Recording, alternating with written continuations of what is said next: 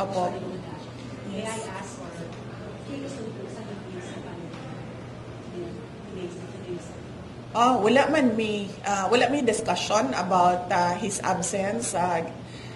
Maybe siguro it was already expected because of his situation right now. He's currently detained in the detention unit of the ICC, so there was no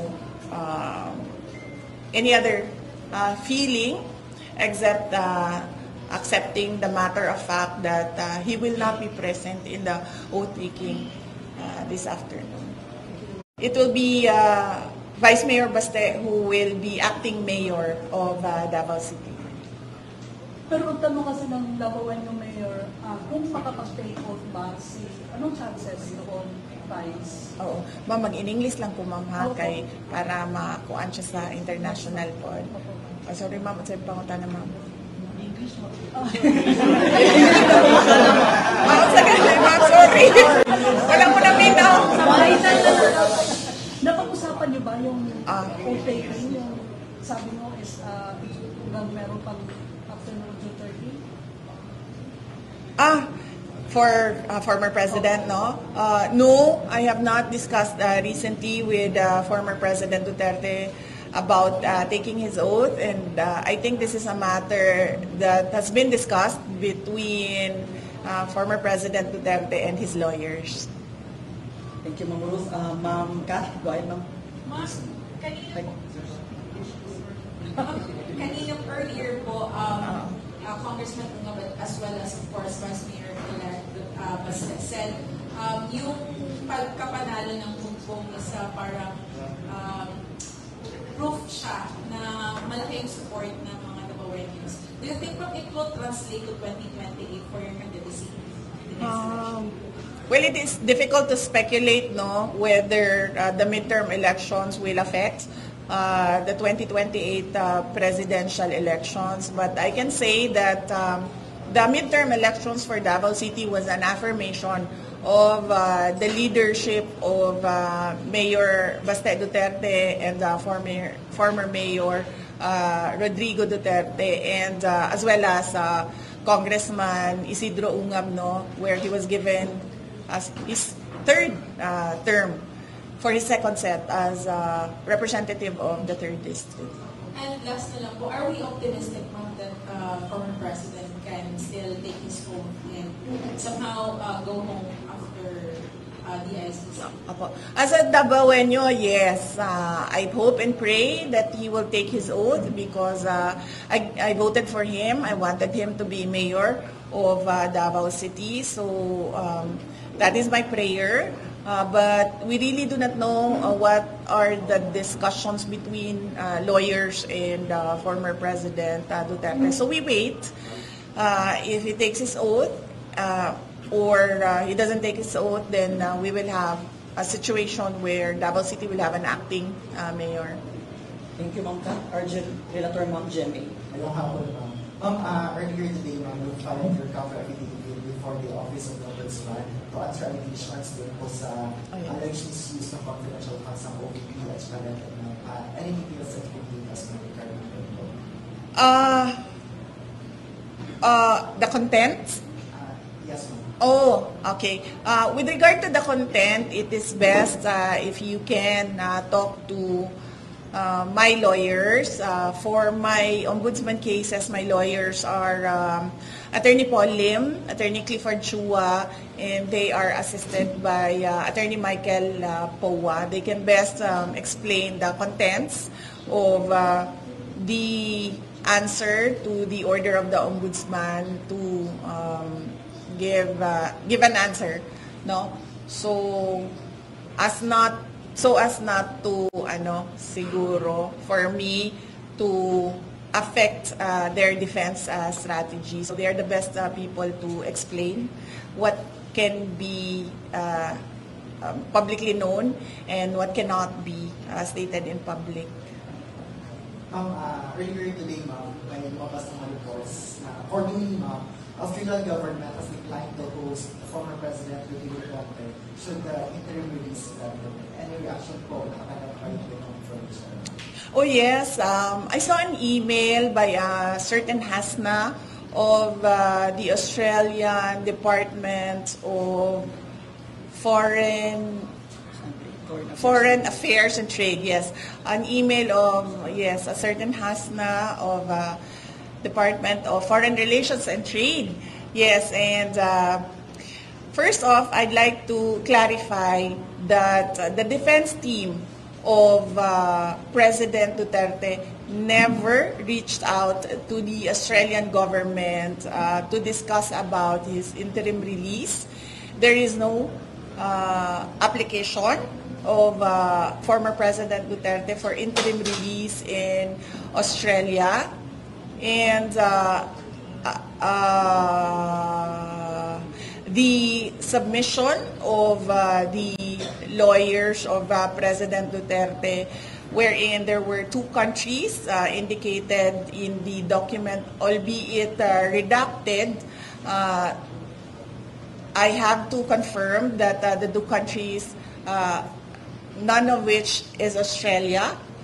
So I do not know why there was an email from a certain Hasna about the interim release of President Duterte to Australia. This has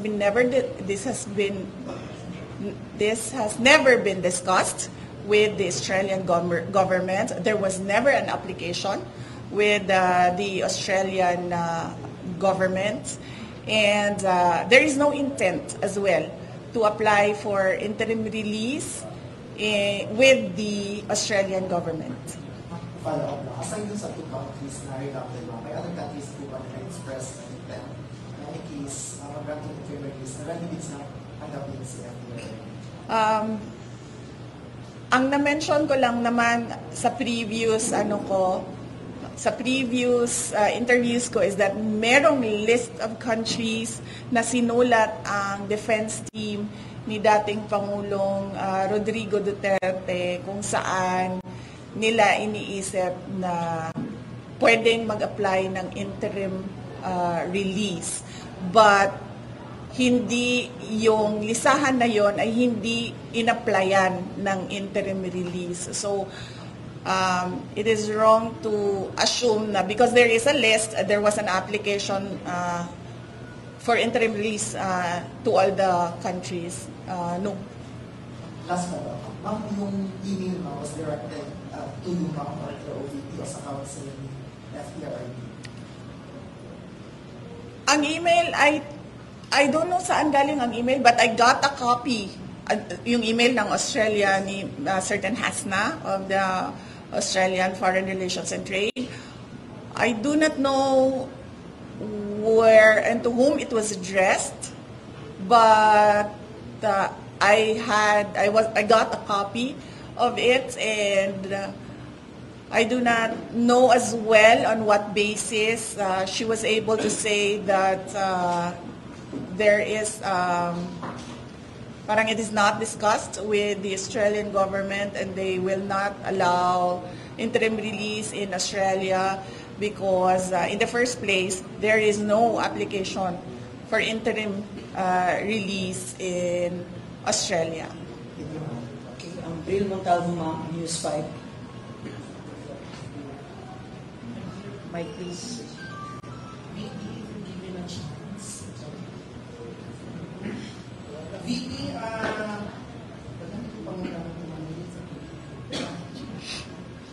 VP, yung statement mo na ayaw ng titigin mo, bobo na ang nasa administration.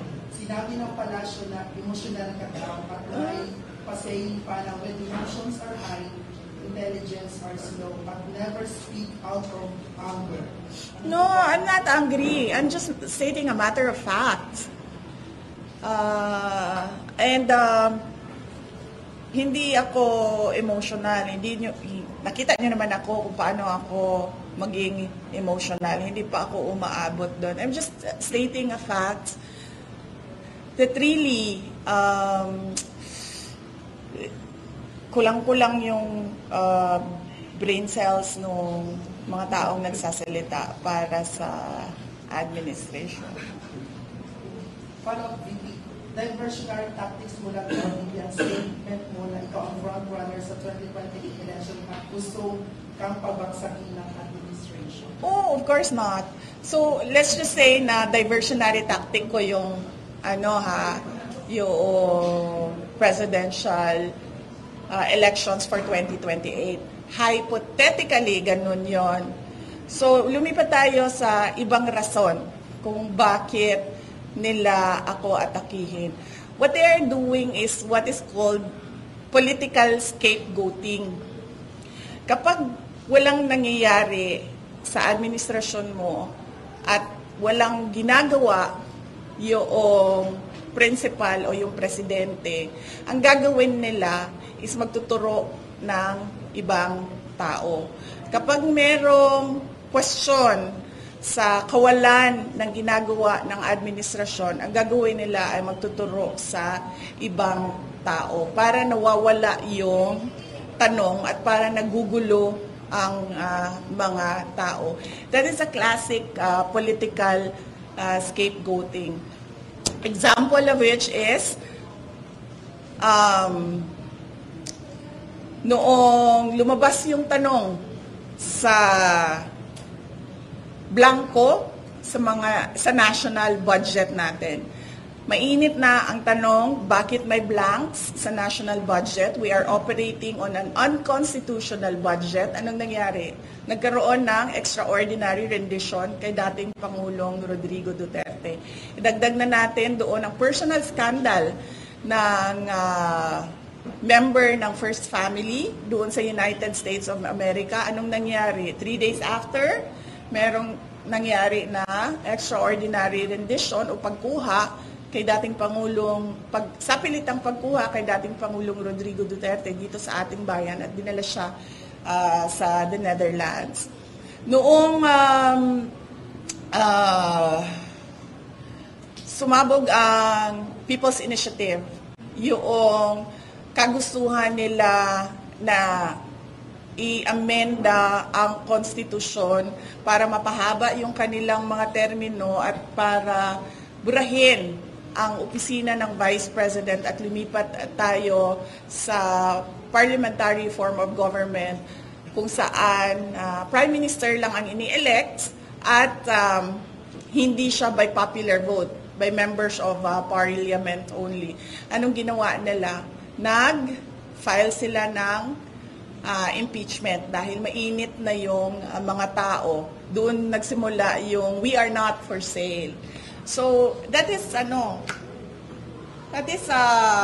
political scapegoating. Yung wala kang ginagawa, so tuturo ka na lang ng ibang tao para makalimutan yung kawalan ng proyekto, kawalan ng programa, kawalan ng kaayusan sa ating bansa. So, assuming hindi totoo yung sa presidential election sa 2028, klaro naman sa timeline kung paano nila ginagawa yung pag-atake ng kanilang political opponents para makalimutan ang kanilang mga kabalbalan.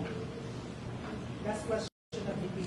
Sinabi ng Malacanang kung totoo daw ng official business ang mga biyahe mo sa ibang bansa, obligasyon mo daw na magpaliwanag sa bayan kung ano yung naging accomplishment mo dito at kung sino yung nakasama mo sa biyahe at sino nang gumastos sa biyahe. Opo, yan yung example ko sa inyo na bobo talaga. 'Di ba? Hindi nga official business yung kasi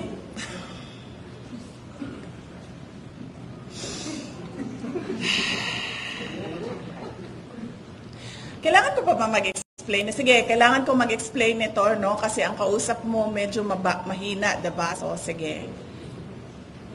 Kapag gumagamit ka ng pera ng gobyerno, yan yung official business. Kapag hindi mo ginagamit yung pera ng gobyerno, mag-leave ka at yan yung personal. Okay? Kapag gumagamit ka ng pera ng gobyerno, official business yan, kailangan mong mag-report. Magsabit ng report. Kapag kapag personal siya at walang gamit ng pera ng gobyerno, hindi mo kailangan mag-report. So, ganun lang yan simple na kailangan ko pa i-explain. At ito po yung example ko o solid proof na ano ba ibang term ng bobo? Ano yung mas magandang term ng bobo? Iba pa. Ano daw? Sa Bisaya, sa gani, ng bugo gani? Bugo. Ay. Pero sa kuan, sa Bisaya slang, sa ang bugo. Oplok. Mas worse mo na sa bubo eh. Yung medyo maganda pakinggan, pero nagsasabi ka pa rin na bobo. Ha? Slow? Slow kasi hindi siya bobo slow. Siya mahina lang, no? Ano pang iba? Bobo na lang, ma'am. Bobo na lang.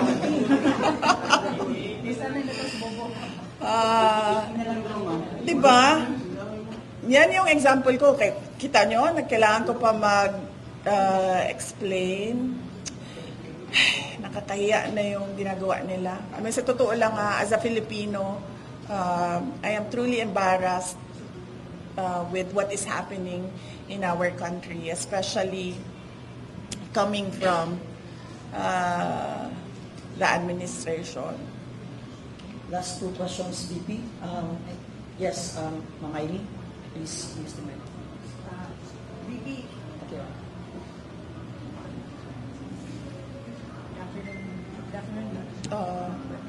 hello. Good afternoon, VP. The last election, it was, I think, Sabo, Sara and Bongbong. Ngayon may lumalabas na Sabo. That's Sara and Bongbong.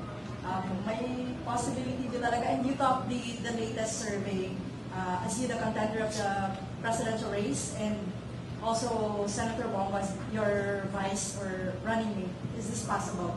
And what's your comment on this?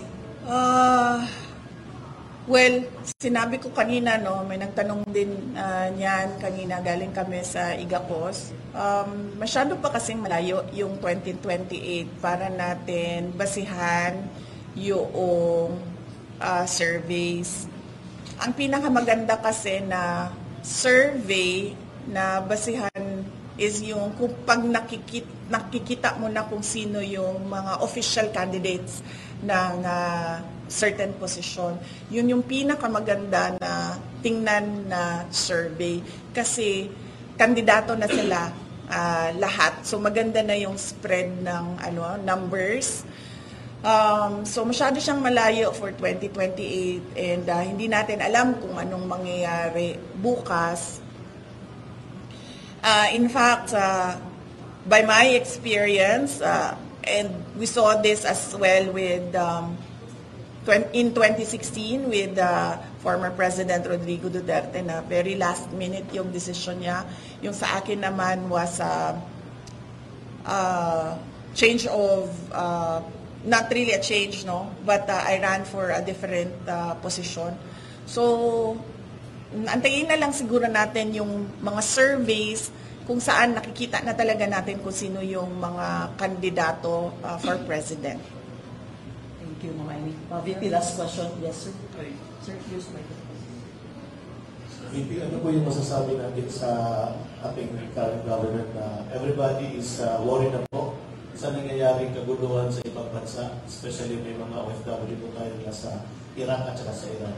But still, they are thinking of politics pa rin po dito sa ating bansa. Nakakalungkot dahil as I said, ganyan, scapegoating yung ginagawa.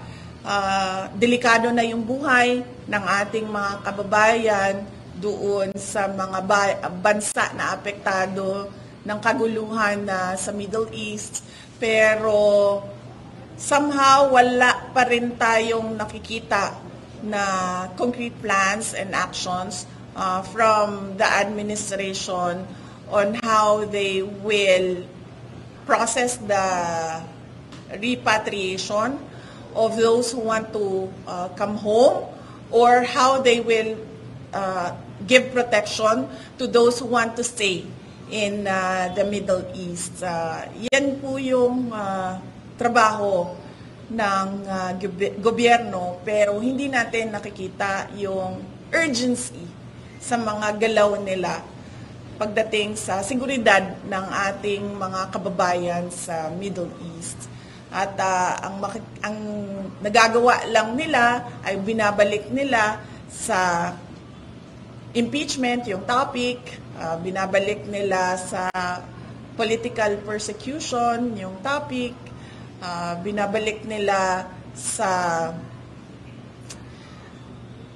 pagbisita ko sa ating mga Filipino communities sa iba't ibang bansa. Doon lang nila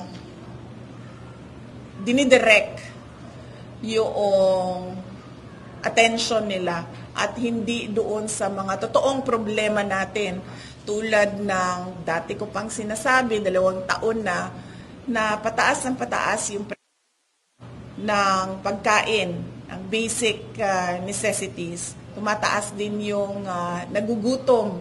Wala tayong food security plan. Plano pa siguro nila na sumali sa kaguluhan, pero wala man silang iniisip kung paano nila ma-secure o mapanigurado ang seguridad ng mga Pilipino. So,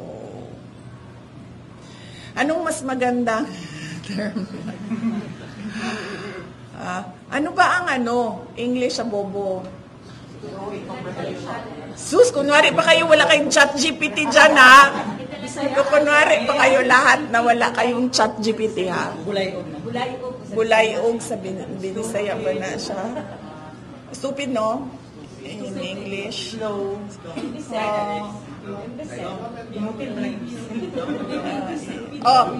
Unintelligent. Now that is significant impact ang Israel war sa ato ang economy. Tinuod ka? Yeah, Kanus ana? Niya gisulti. Tinuod na niya gisulti niya. Yung subsidy na because yung rising daw ng fuel na mababa daw ngayon. No, significant impact yung term niya na sa economy ng Philippines, yung Israel-Iran war.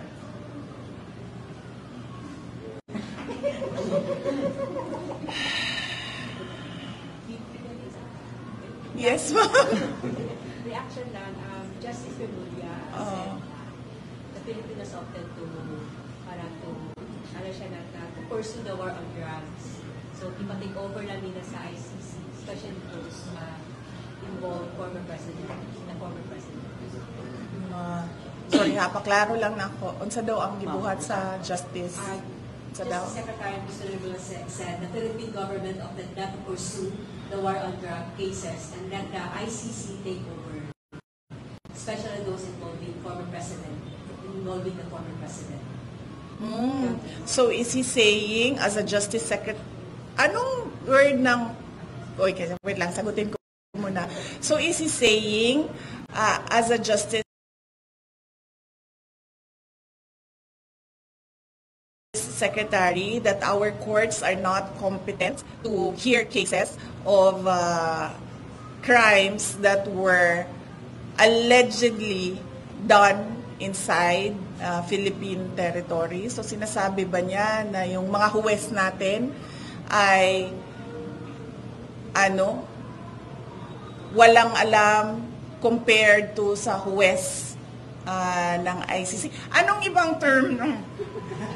Ayaw ko yung stupid kasi masyado siyang, gusto ko yung maganda pakinggan pero bobo, intellectually challenged. Yan. Mas maganda yan, no? Yeah, sige. Okay. Masasyal! Yan ang gusto natin. Intellectually challenged.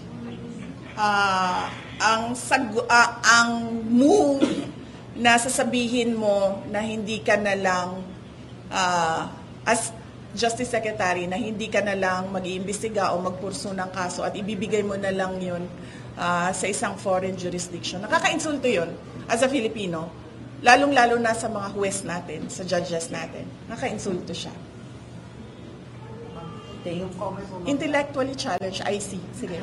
Ma'am, previously, diba yung the officials in the administration denied na merong cooperation ng Philippines with the International Criminal Court. But now, according to Secretary Rimulya, yung government ibububondo para dalhin yung mga witnesses siguro sa start ng trial. So, your reaction na? Oh, this is an example, again, of scapegoating. Nakita mo, wala silang plano para sa mga tao na nadelikado yung buhay sa loob ng Middle East. Pero may plano sila para sa mga witnesses kuno ng kaso ng kalaban nila sa politika. So nakikita mo yung ginagawa nila. At parang bang sa kanila intellectually challenged tayong lahat na parang hindi natin naiintindihan kung ano yung totoong nangyayari. So, isa yan. May pera ka, meron ka palang airplane para mag-haul ng witnesses papunta sa The Hague, pero wala kang pera, wala kang airplane, at wala kang plano para mag-haul ng mga Pilipino galing sa Middle East. At isa pa dyan, as a sovereign country who already withdrew from the ICC, we are not obliged to cooperate with the ICC. Ito yung isa din sa mga example na nakikita nyo na hallmark ng administrasyon. Meron silang sinasabi ngayon, tapos iba yung gagawin nila, and parang sinasabi nilang, parang doon sa part na nagsinungaling sila, ay hindi nila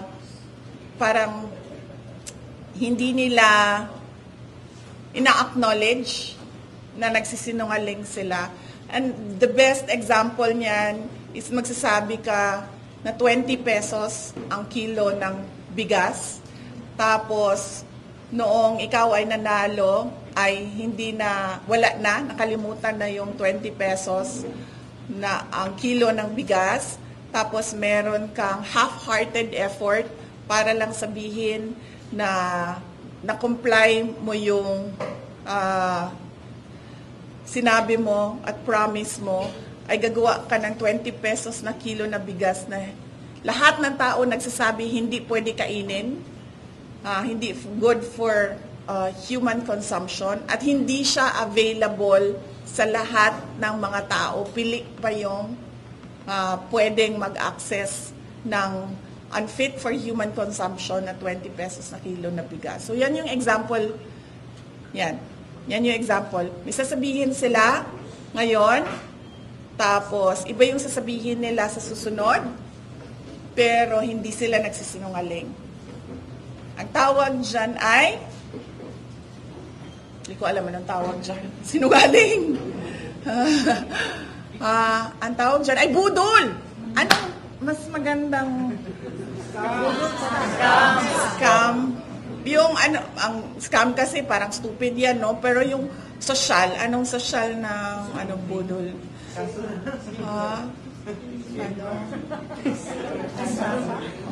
Yon, pag-isipan natin kung ano yun. Pero sa isa, meron na tayo, intellectually challenged.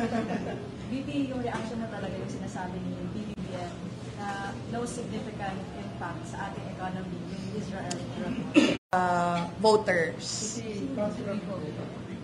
Hindi ko alam, hindi ko tinanong. Kasi dati, 3rd district lagi kasi sila yung pinakamaraming voters eh. So dati, di ba, si Congressman Ungab, pero at ngayon, election na ito, hindi ko alam kung 1st district yun. Bibi, asa ka, kaya maka mo salmot, apil sa zona ni BBM. Wala pa ko kibalo, asa ko ana na adlaw, wala pa namon nahuman ang ako ang schedule. So, wala pa ko kabalo kung asa ko sa July 28. Ma'am, may mga Tanaw na to, basta hindi magbago ako ang huna-huna niya, mulingkod ko dito. Pangpagubot lang. mga figures from other governments na they would be willing to host the president. Wala. Hindi ko alam, sir. Sa totoo lang, ito ay discussion ni dating Pangulong Rodrigo Duterte at ng kanyang abogado. Ma'am, sa ito ganito sa email sa Australian government, inquiry lang siya or clarification? Wala ko. Basahin ko na lang, no? Piping Australian government ba ginagigan or someone? Department of Foreign Affairs and Trade of I guess Australia kay ngano ang iyahang kuan ang iyahang telephone number is +61 tapos ang iyahang website is dfat.gov.au. So basahin ko na lang ha para marinig nyo.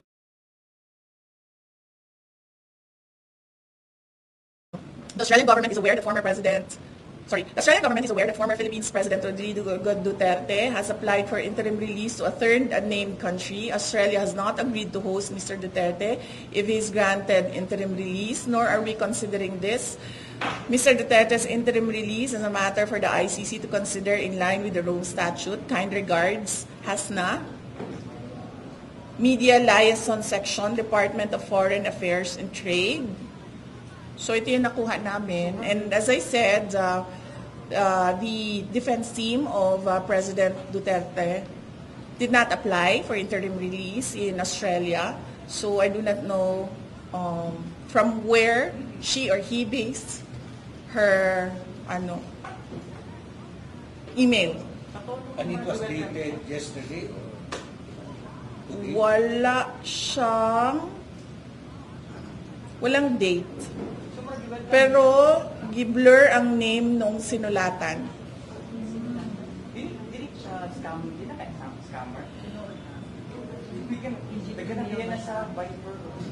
Kana po ang dili ko kabalo no kay wala may apelyido, first name lang. One name lang ang so wala ko kabalo if this is a family name or a first name. National articles, I don't know kung kabalo. Wala kang siya source. Only reports. Oh, so as journalists and as reporters, pwede ba ka magbuhat o news item na wala kay source?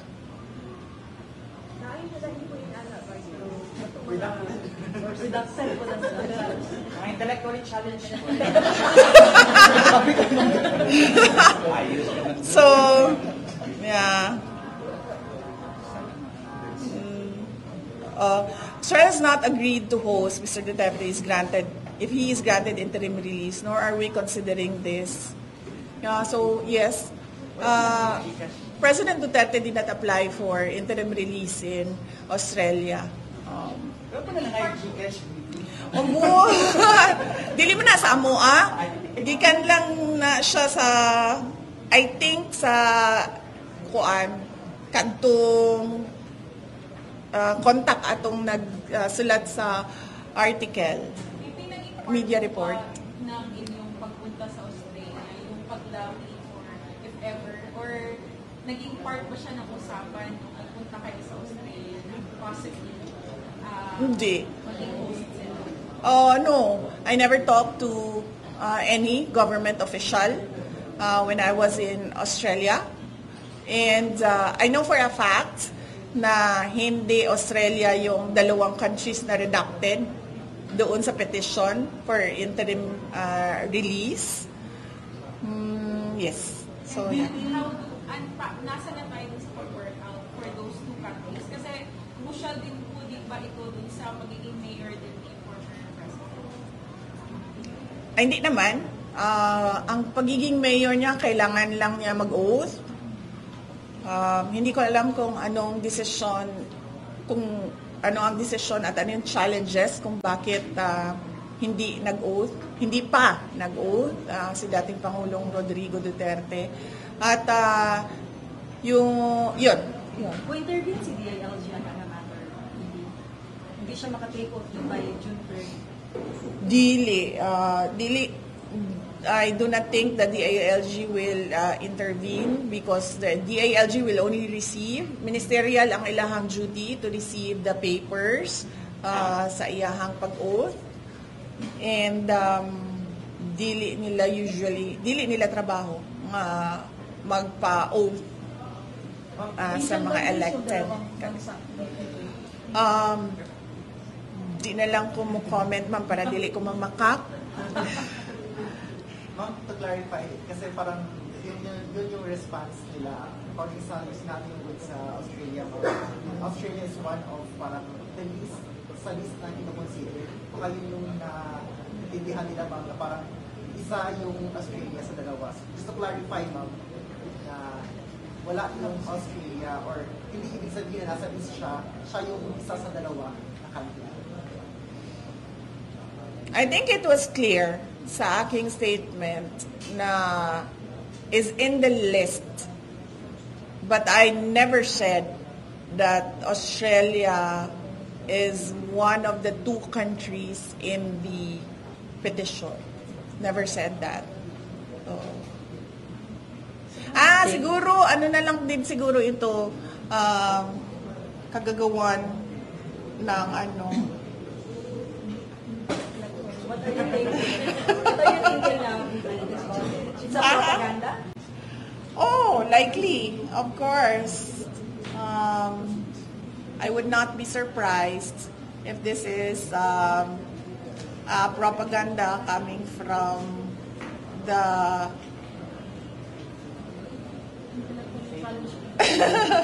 from the administration. But will you ask Australia about it? Kung totoo. About the interim release, hindi na, kasi alam ko naman na hindi totoo yung kasi alam ko naman na hindi nag-apply ng interim release sa Australia so hindi ko na kailangan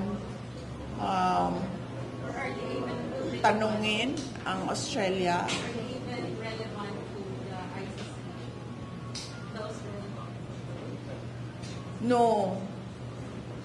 No, I think sa tingin ko lang kasi intellectually challenged naman kasi talaga ito sila. So, akala siguro nila pumunta ako doon sa Australia for interim release.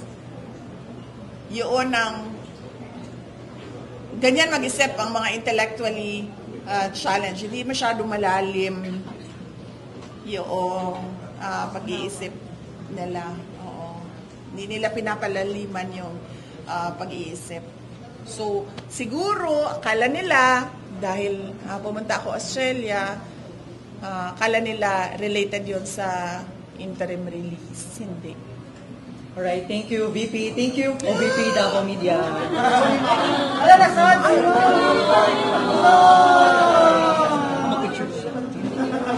Sige, tas after, pwede tayo tumuloy-tuloy? Kasi ang next nito sa 2028 na.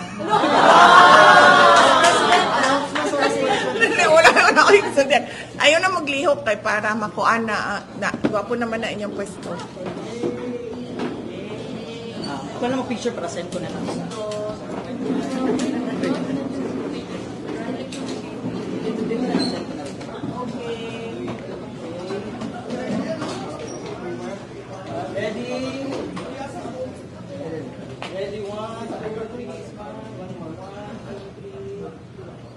Okay, thank you po. Thank you, everyone. Now.